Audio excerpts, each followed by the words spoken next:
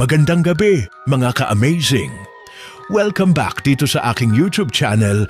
Ako ang inyong tagapagkwento mula sa Amazing AI TV Fusion and Tagalog Stories. Handa na ba kayo sa panibagong kwento na tiyak na magpapakaba sa inyo? Kaya humanda na dahil sisimulan na natin ang ating kwento. Ang dormitoryo sa Maynila sa gitna ng masisikip na kalsada ng Maynila, may isang lumang gusali na matagal nang pinaglilibangan ng mga estudyante mula sa iba't ibang universidad. Ang tawag nila rito ay Dormitoryo ng San Vicente. Ngunit sa likod ng karaniwang anyo nito, may madilim na kasaysayan. Pinaniniwala ang dating ospital ito noong panahon ng digmaan, kung saan marami ang sugatan at namatay. Sa loob ng dormitoryo, maraming kwento ng mga estudyante ang kumakalat tungkol sa mga kakaibang nangyayari sa gabi.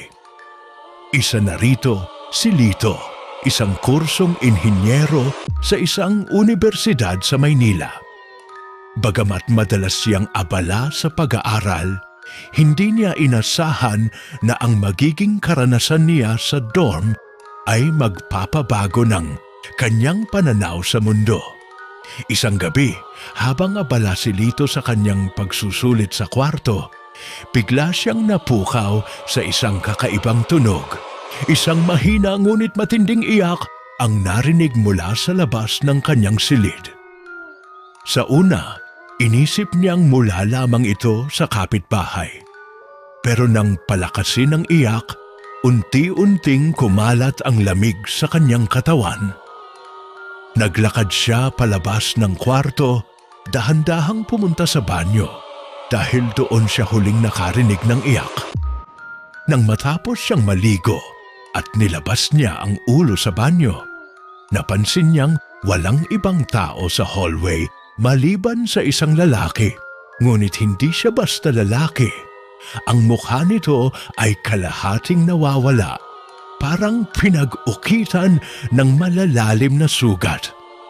Tumatakbo ito palabas ng dormitoryo. Natatakot, hindi na niya tinuloy ang paglalakad at agad na bumalik sa kwarto. Kinabukasan, in-question niya ang mga kasama niya sa dorm tungkol sa lalaki, ngunit lahat sila ay nagsabing wala silang nakitang ganoong nilalang. Dito pumasok si Maya, isang kursong psychology student na palaging interesado sa mga paranormal na bagay. Nang marinig ang kwento ni Lito, sinimulan nilang mag-usap tungkol sa mga kwento ng dating ospital, mga multo at mga nakakubling lihim ng dorm. Kasama rin sa grupo si Benji, isang masiglang estudyante ng arkitektura na laging nagbibiro tungkol sa mga multo, at si Rhea, isang tahimik na estudyante na laging may daladalang rosaryo at sinasabing palaging nakikita ang mga anino sa paligid ng dorm. Sa kanilang pagtutulungan, nagpasya silang tuklasin ang kwento ng dormitoryo. Sa pagsisiyasat nila, nadiskubre nila ang mga lumang dokumento at litrato na nagpapakita ng ospital noong panahon ng digmaan. At isang lalaking sugatan na hindi nakaligtas sa sakit. Sinasabing siya ang multong nagpapakita sa hallway tuwing gabi. Isang gabi, habang naglalakad silang magkakasama sa hallway para kunin ang mga gamit ni Maya na naiwan, narinig nilang muli ang iyak. Ngunit mas malapit, mas malakas. Nagsimula silang magduda na may mas matinding nangyayari sa loob ng dorm. Biglang may sumalubong sa kanila sa madilim na bahagi ng hallway. Isang aninong nakatayo, halos walang mukha. Ang hangin ay tumigil at lahat ng ilaw ay nanlabo. Diba sinabi nyo, huwag tayong mag-isa dito sa gabi? Bulong ni Maya. Hindi ko gusto to, sabi ni Benji habang tinutulak si Rhea palayo sa madilim na sulok. Ngunit si Lito, na puno ng tapang, lumapit sa anino at sinubukang kausapin ito. Sino ka? Ano ang gusto mo? Walang sagot. Ngunit unti-unting nagbago ang anyo ng anino. Lumitaw ang kalahating mukha, sugat na naghahanap ng katarungan. Hindi nila alam ang kwento ng dormitoryo ay mas malalim at mas madilim pa kaysa sa inaakala nila. Anong pangalan mo? Tanong ni Lito sa anino. Biglang sumiklab ang malamlam na ilaw sa hallway at nagsimulang kumalat ang malamig na simoy ng hangin. Hindi ako taga dito, bumulong ang anino na may tinig na palihim. Ngunit ako'y naiwang sugatan dito. Noong digmaan, bakit ka nandito? Ano ang gusto mo sa amin? Tanong ni Maya habang nakatitig ng matindi sa anino. Ang sakit, ang kamatayan, hindi ko natapos ang aking misyon. Ang sagot ng anino, hinahanap ko ang hustisya at kapayapaan. Paano kami makakatulong? Tanong ni Rhea na pilit kinokontrol ang takot sa boses. Hanapin ang mga labi ko, ipagdasal ang aking kaluluwa upang makalaya. Labi? Saan? Usisa ni Benji. Tingnan niyo ang lumang basement ng dormitoryo. Doon ako huling naiwang buhay. Nang matapos ang mensahe, unti-unting naglaho ang anino at muling bumalik ang ilaw sa dati nitong liwanag. Nagkatinginan ang grupo. Basement? Hindi pa naman tayo nakapunta doon. Di ba? Tanong ni Maya. Tama, sagot ni Lito. Pero kailangan nating pumunta roon para makatulong sa kanya. Sa gabing iyon, nagdala sila ng mga flashlight at mga gamit para sa kanilang pagtuklas. Pagbukas nila ng makalumang pintuan patungo sa basement, sinalubong sila ng malamig at mabahong hangin. Nagumpisa silang maglakad pababa sa mga sira-sirang hagdang bakal. Parang may mga kwento ako na narinig tungkol sa mga eksperimento dito noong digmaan, sabi ni Maya habang nilalapitan ang mga lumang sulat at dokumento na nakalatag sa isang lumang mesa. Mga pasyente na hindi nabigyan ng lunas, dagdag ni Lito. Biglang may narinig silang kaluskos sa kabilang dulo ng basement. May tao ba dyan? Tawag ni Benji, walang sagot. Sa likod nila, may tumambad na lumang kahon na may mga nakalagay na personal na gamit. Parang mula sa isang pasyente. Baka ito ang mga gamit niya, wika ni Rhea habang kinukuha ang mga iyon. Napansin ni Maya ang isang maliit na sulat na nakatago sa kahon. Binasa niya ito ng tahimik. Sa mga taong makakakita nito, ako si Tomas. Nagdurusa ako sa aking mga sugat at panghihina. Sana matulungan ninyo akong mahanap ang aking katahimikan. Ang aking katawan ay nakatago sa ilalim ng lupa, sa silong ng gusali. Pakiusap, tulungan ninyo akong makalaya. Nililingon-lingon ang grupo. Naramdaman nilang parang may sumusunod sa bawat kilos nila. Dapat nating ipagdasal ang kaluluwa ni Tomas, sabi ni Maya. Pero kailangan nating alamin kung saan eksakto siya nakalibing. Habang lumilibot sila sa basement, nakita ni Benji ang isang lumang mapa ng gusali. Ito, tingnan niyo ito.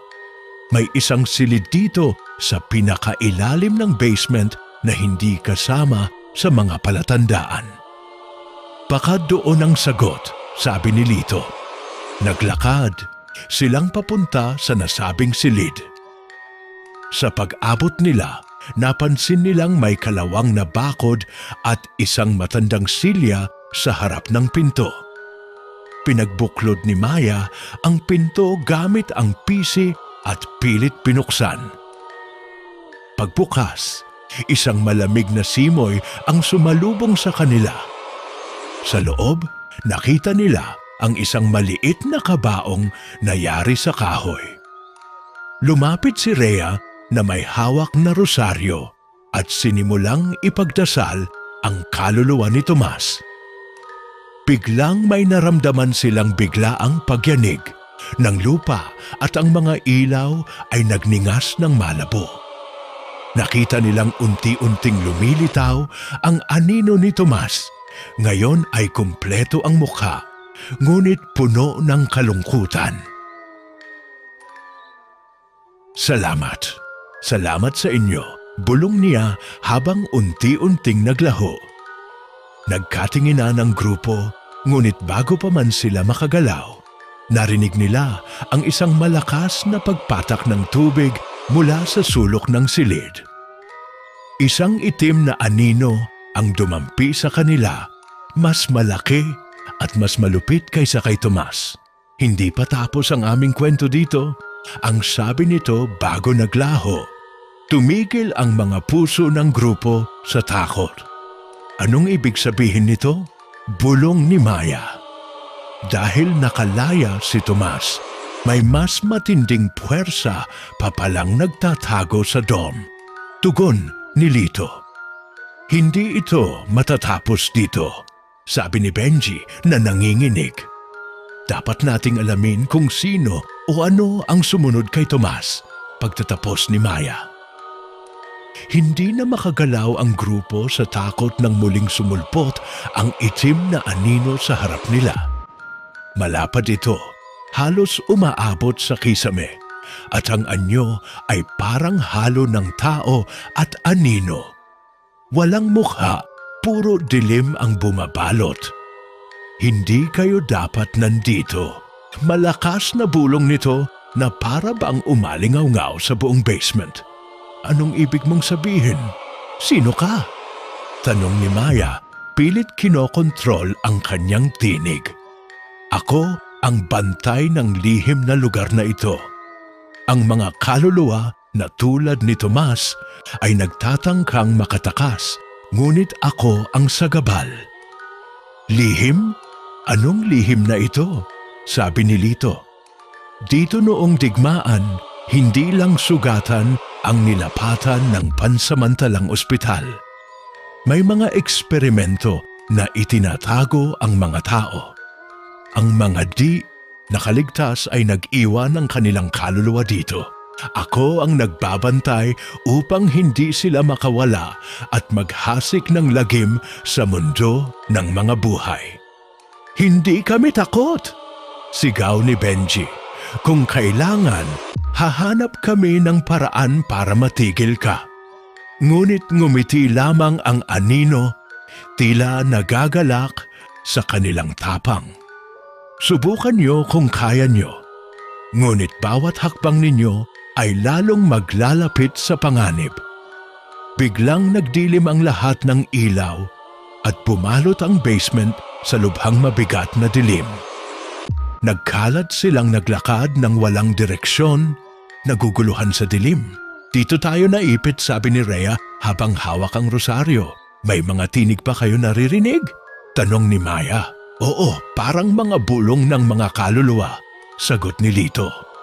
Nang sumulyap si Benji sa isang sulok, may nakita siyang anino ng isang babae na tila naglalakad ng dahan-dahan. May nakita akong iba pa, sabi niya. Nilapitan nila ang anino ng babae. Ako, si Aling Teresa, ang sabi ng anino. Ako ang dating nurse ng ospital na ito. Tinulungan ko ang mga sugatan, ngunit ako ay nabilanggo ng mga sundalo ng marahil. Anong nangyari sa'yo? Tanong ni Maya. Ang mga anino sa basement ay mga biktima ng mga eksperimento at may isang nilalang na nagpapahirap sa amin para hindi kami makalaya. Nais naming makatulong, sabi ni Lito. Kung gusto niyo talagang makatulong, hanapin niyo ang lumang silid ng mga eksperimento sa ikalawang palapag. Doon nakatago ang susi sa aming paglaya. Sa pagturo ni Aling Teresa, nagmadaling umakyat ang grupo sa ikalawang palapag.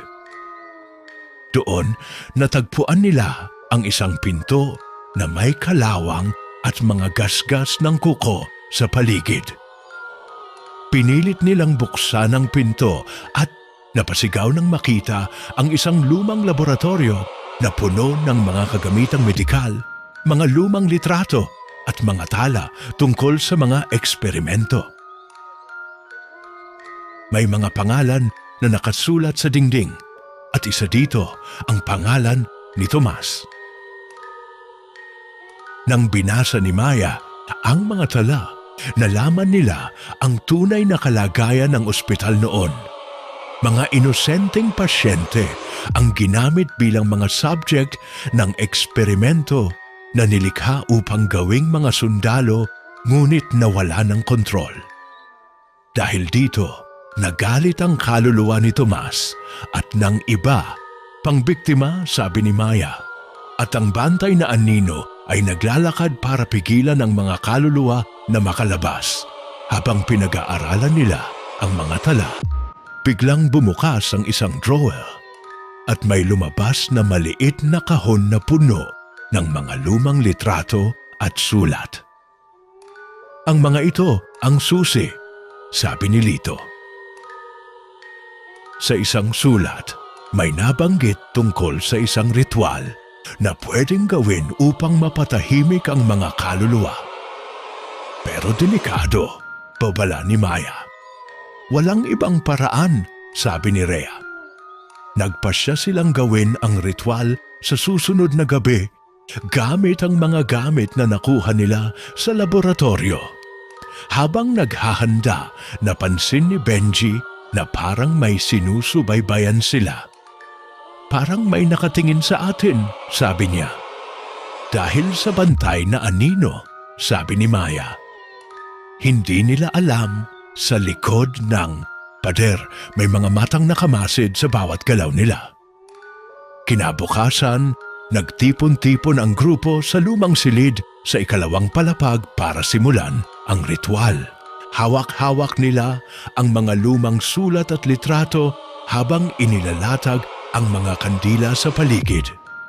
Bawal tayong magkamali dito.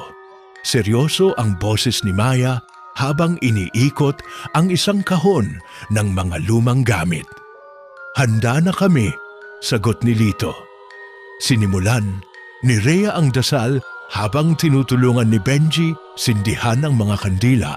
Unti-unting sumalubong sa kanila ang malamlam na liwanag na galing sa paligid. Nang matapos ang unang bahagi ng ritual, naramdaman nila ang presensya ng mga kaluluwang nagbabantay sa dormitoryo. Biglang lumakas ang hangin at ang mga kandila ay nag-alog ng malakas. Hindi pa ito tapos.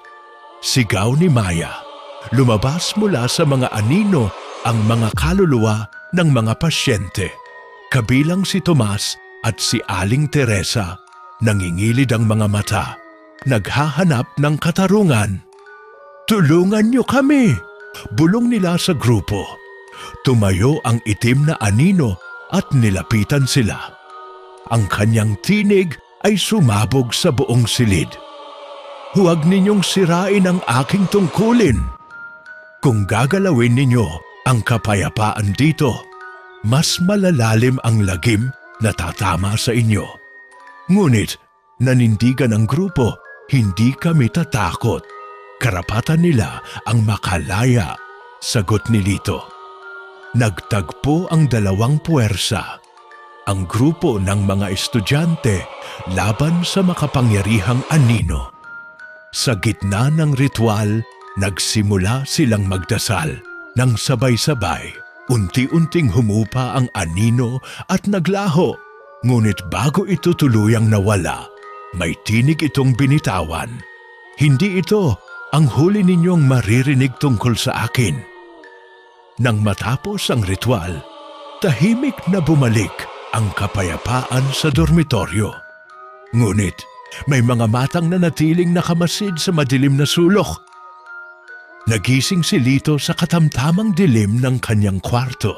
May kakaibang lamig sa hangin na hindi niya maintindihan. Bigla niyang narinig muli ang mahinang iyak sa hallway.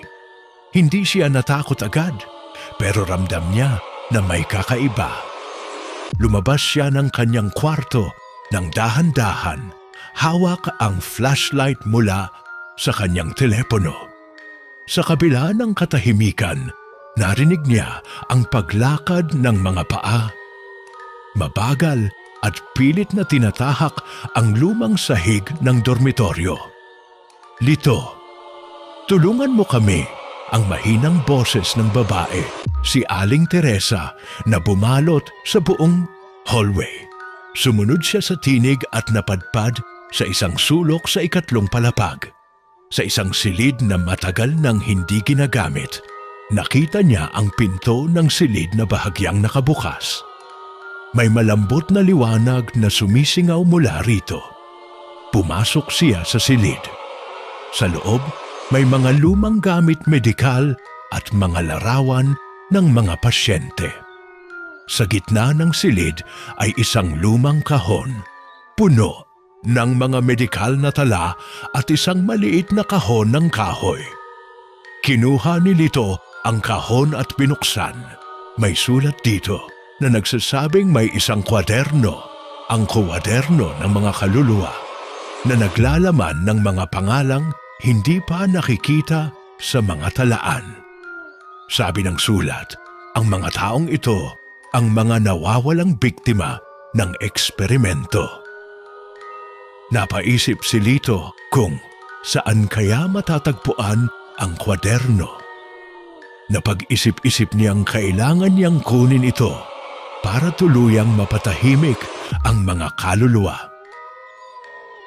Paglabas niya sa silid, napansin niyang hindi siya nag-iisa. Sa dulo ng hallway, may anino ng isang lalaking may basong salamin nakatitig sa kanya. Ngunit nang lumapit siya, nawala ito. Hindi pa tapos ang laban, bulong ni Lito sa sarili habang nagmamadaling bumalik sa kanyang kwarto. Kinabukasan, pinag-usapan ng grupo ang bagong natuklasan ni Lito. Kung may kwaderno nga, kailangan natin ito, sabi ni Maya. Pero saan natin hahanapin? Tanong ni Benji, nasa pinakamalalim na bahagi ng dormitoryo. Sa lumang silid na matatagpuan sa ilalim ng hagdang bakal, sagot ni Lito. Nag-empake sila ng mga gamit para sa muling pagtuklas. Habang bumababa sila sa hagdang bakal, napansin nila ang kakaibang mga marka sa pader. Parang mga kamay na kumapit sa dingding. Parang may sumusunod sa atin, sabi ni Rhea. Maniwala ka sa mga nakikita mo.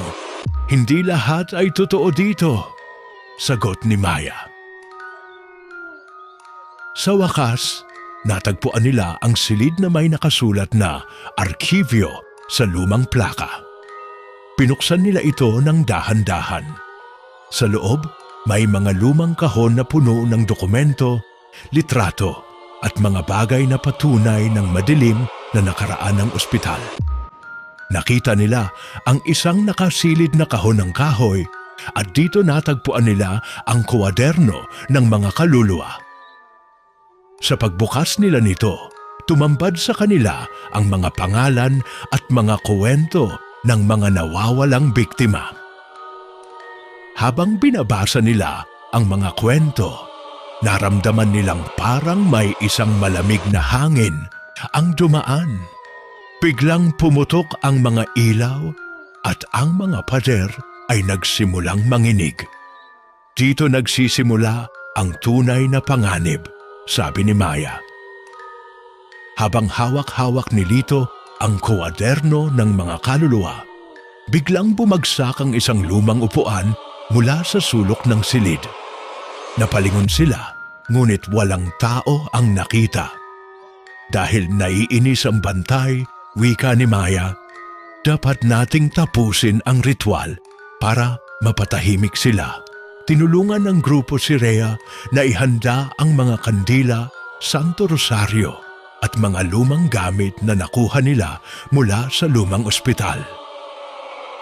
Habang nagsisimula ang dasal, napansin nilang unti-unting sumilip mula sa dilim ang mga kaluluwa. Si Thomas, Aling, Teresa at iba pang mga biktima. Salamat sa pagdating nyo, wika ni Tomas, ang lalaking walang kalahating mukha. Ngunit bago matapos ang ritual, isang malakas na hangin ang dumaan at napasigaw ang lahat nang makita nila ang itim na anino na muling lumitaw sa pinto ng silid. Hindi pa tapos ang laban, malakas na boses nito. Tumindig si Lito, hindi natakot. Hindi ka na makakaharang sa amin. Nag-umpisa silang magdasal ng sabay-sabay, mas malakas kaysa dati. Ang anino ay nagsimulang matunaw, tila natatalo sa kapangyarihan ng kanilang pananampalataya. Ngunit bago tuluyang mawala, pumulong ito. May susunod pa. Nang mawala ang anino, napalunok sila sa takot at pagod. Hindi ito ang katapusan, sabi ni Maya. Sa labas ng silid, may mga matang nanatiling nakamasid sa kanila mula sa dilim ng mga sulok. Lumipas ang mga araw, ngunit hindi nawawala sa isipan ng grupo ang nangyari sa dormitoryo. Palaging may kakaibang pakiramdam si Maya tuwing papasok sila sa lugar. Tila may mga matang sumusunod sa bawat kilos nila. Isang gabi, nagpasya silang muling magtipon sa dormitoryo. Sa pagkakataong ito, dalawa na silang bagong kasama. Si Marco, isang estudyante ng kasaysayan, at si Ana, isang paranormal investigator na interesado sa kwento ng dormitoryo. Binigyan ako ng babaeng nakilala ko sa library ng isang lumang mapa ng dormitoryo, sabi ni Marco habang ipinapakita ang papel. Mukhang may mga bahagi ng ospital na hindi pa natin napupuntahan. Tara, tuklasin natin, sabi ni Ana. Hawak ang kanyang flashlight at mga gamit para sa pag-record.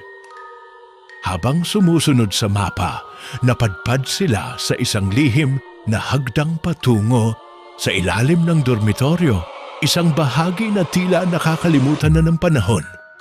Parang naririnig niyo ba yung mga bulong? Tanong ni Ana habang nilalakad ang madilim na daan. Oo, parang tinatawag tayo, sagot ni Lito.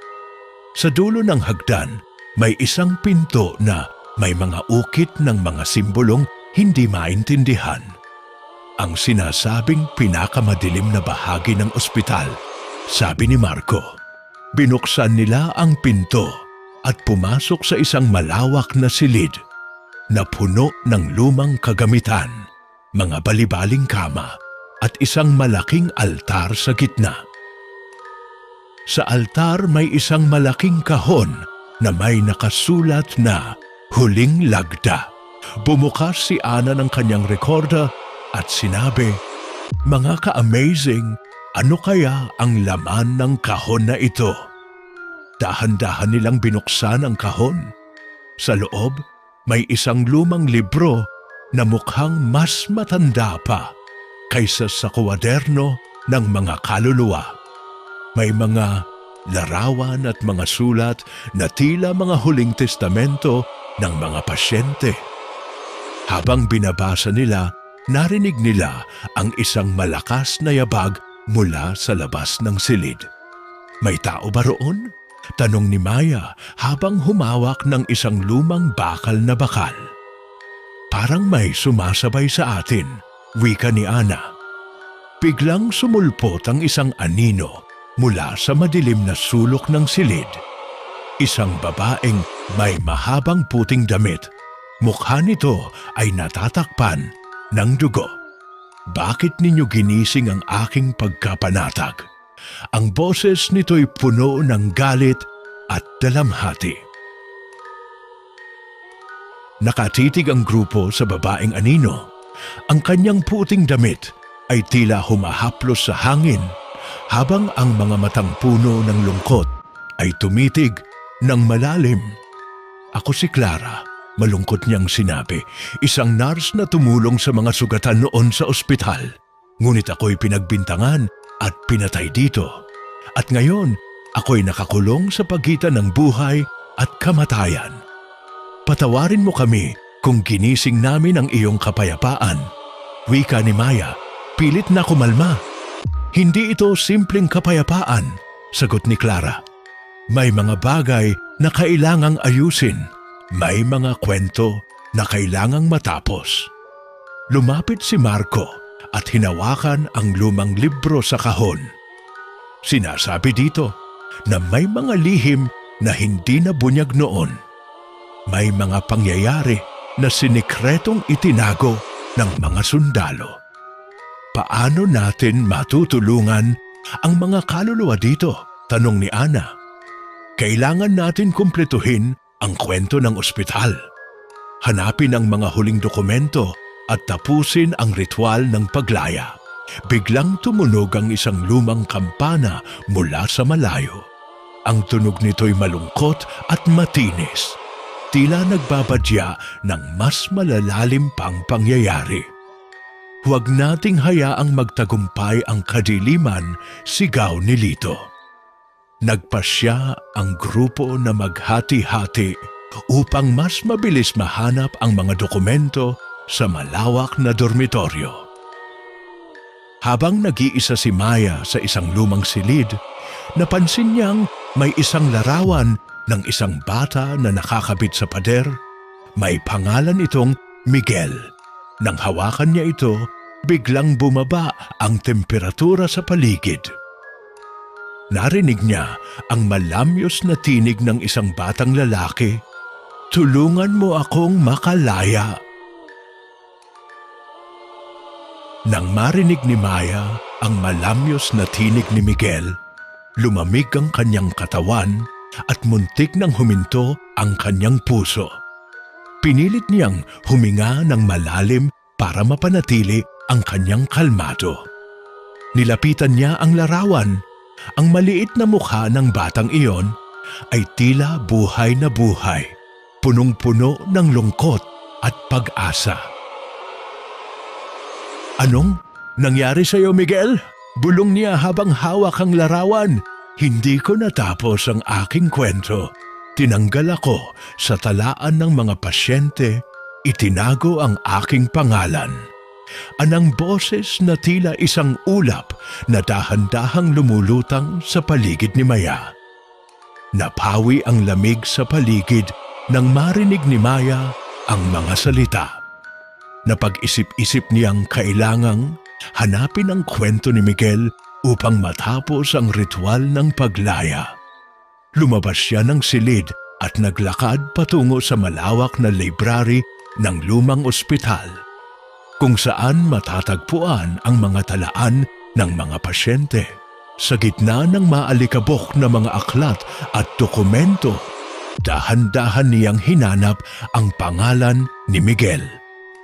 Sa isang lumang notebook na may takip na balat, natagpuan niya ang isang tala tungkol sa batang ito.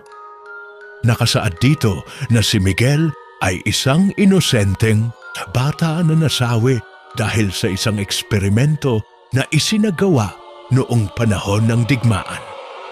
Ang kanyang kwento ay nilihim upang hindi masira ang reputasyon ng ospital at ng gobyerno. Hindi siya nagkaroon ng hustisya, bulong ni Maya. Kailangan natin ipaalam ito sa iba. Mabilis niyang tinawagan si Lito at Ana para ipaalam ang kanyang natuklasan. Nagtipon sila sa isang maliit na silid upang pag-usapan ang kanilang susunod na hakbang. Kailangan natin itong isulat sa kwaderno ng mga kaluluwa, paliwanag ni Maya. Dapat kumpleto ang kanilang mga kwento para sila'y makalaya. Pero paano natin mapapalakas ang ritual? Tanong ni Ana habang inaayos ang mga gamit sa kanyang bag. May mga lumang dasal dito, sagot ni Lito. At kailangan natin ng tulong mula sa mga taong may malakas na pananalig para matiyak na makakayanan natin. Naisip nilang kumontak sa isang pari na kilala sa kanilang universidad na may karanasan sa ganitong mga bagay. Pinlano nilang magkita kinabukasan upang makakuha ng gabay. Habang nagpapatuloy ang gabi, unti-unting sumalubong sa kanila ang malamlam na liwanag mula sa mga kandila. Ramdam nilang hindi lamang mga alaala ng nakaraan ang bumabalot sa dormitoryo, kundi pati na rin ang mga kaluluwang naghihintay ng hustisya at kapayapaan. Kinabukasan, dumating si Father Eladio, isang matandang pare na kilala sa pagtulong sa mga kaso ng kababalaghan sa mga lumang lugar sa Maynila. Ang kanyang presensya ay tila nagdulot ng biglaang katahimikan sa buong dormitoryo. Nang hawakan niya ang kwaderno ng mga kaluluwa, agad niyang naramdaman ang bigat ng mga kaluluwang nakakulong. Hindi lang isa o dalawang kaluluwa ang nandito. Aniya, habang nakapikit, may isang mas malaking puwersang nagbabantay sa kanila. Isang espiritong punong-puno ng galit at kasakiman. Nagpasya ang grupo na isagawa ang huling bahagi ng ritual sa lumang kapilya sa ilalim ng dormitoryo. Isang sagradong lugar na matagal nang nakalimutan. Si Ana, Lito, Maya, Marco at Father Eladio ay nagtungo doon habang si Rhea ay naiwan sa itaas upang bantayan ang paligid. Pagbukas nila ng pinto ng lumang kapilya, bumungad sa kanila ang mga nakadikit na litrato ng mga pasyente, mga bata, at mga nurse na hindi kailanman nailibing ng maayos. Nasa gitna ng kapilya ang isang luma at sirang altar kung saan inilagay ni Father Eladio ang kwaderno ng mga kaluluwa at ang larawang nakuha ni Maya, ang kay Miguel.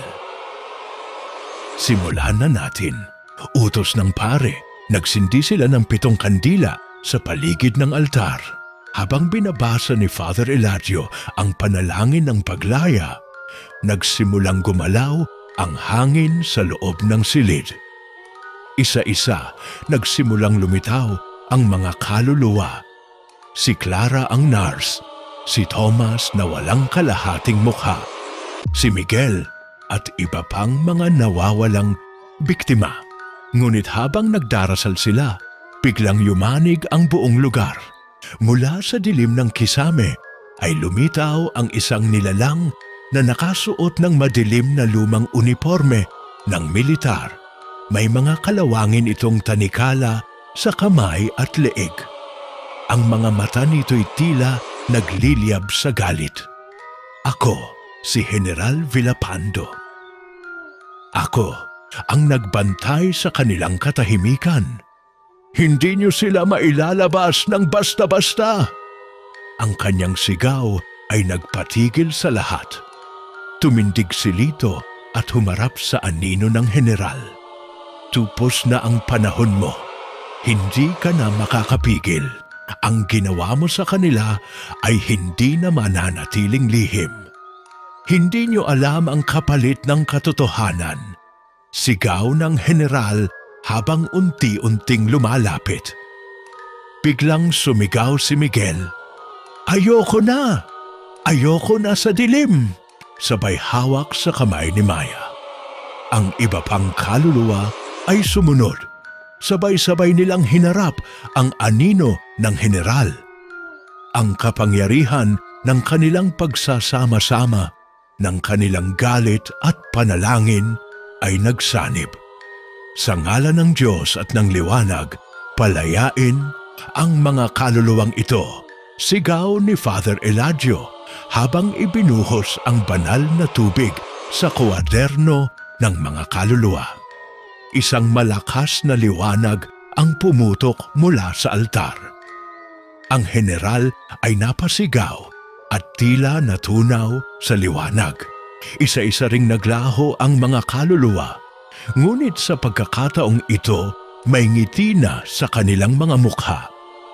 Nang matapos ang ritual, nagkatahimikan. Ang lamig ng gabi ay napalitan ng banayad na hangin. Tila muli nang huminga ang matagal ng nahimlay na lugar. Lumapit si Maya kay Lito at mahigpit siyang niyakap. Natapos natin, tumango si Lito, ngunit sa kanyang sulok ng mata, may napansin siyang nakatitig mula sa anino ng altar. Isang batang babae, may dugo ang mata at isang laruang manika sa kamay. Ngunit nang lumingon siya, wala na ito. Pagkatapos ng ritual, bumalik ang katahimikan sa buong dormitoryo. Isinara ni Father Eladio ang kuwaderno ng mga kaluluwa at inilagay ito sa isang kahong bakal na may selyo ng simbahan. Sinigurado nilang ito'y ililibing sa simbahan upang hindi na muling magamit ng sinuman. Kinabukasan, habang nagsasagawa ng paglilinis sina Maya, Lito, Ana at Marco sa kapilya, napansin nila na mas maliwanag na ang lugar. Ang dating malamig at madilim na mga sulok ay tila napalitan na ng liwanag at ginhawa. Tila ba ang mga dingding ay huminga muli ng may kapayapaan. Parang ibang lugar na ito ngayon, wika ni Ana habang pinupunasan ang lumang upuan. Wala na ang bigat, wala na ang bulong, tahimik na talaga, sagot ni Marco. Sa paglabas nila ng dormitoryo, napansin ni Maya ang isang lumang poste ng ilaw na dati hindi gumagana.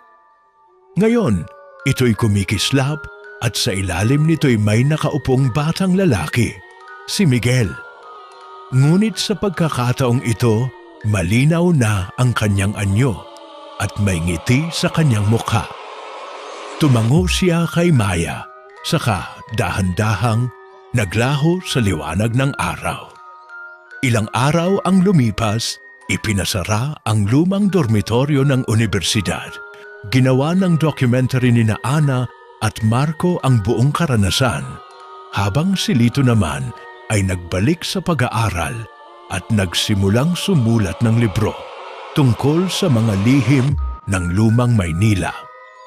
Si Maya ay madalas pa ring dumadaan sa dating lugar, pero ngayon, dala niya ang panatag na puso at mga alaala ng mga kaluluwang natulungan nilang mapalaya.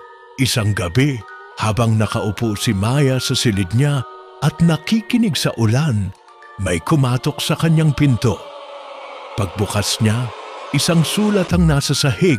Walang nag-abot, pero tila bago lang ito naiwan.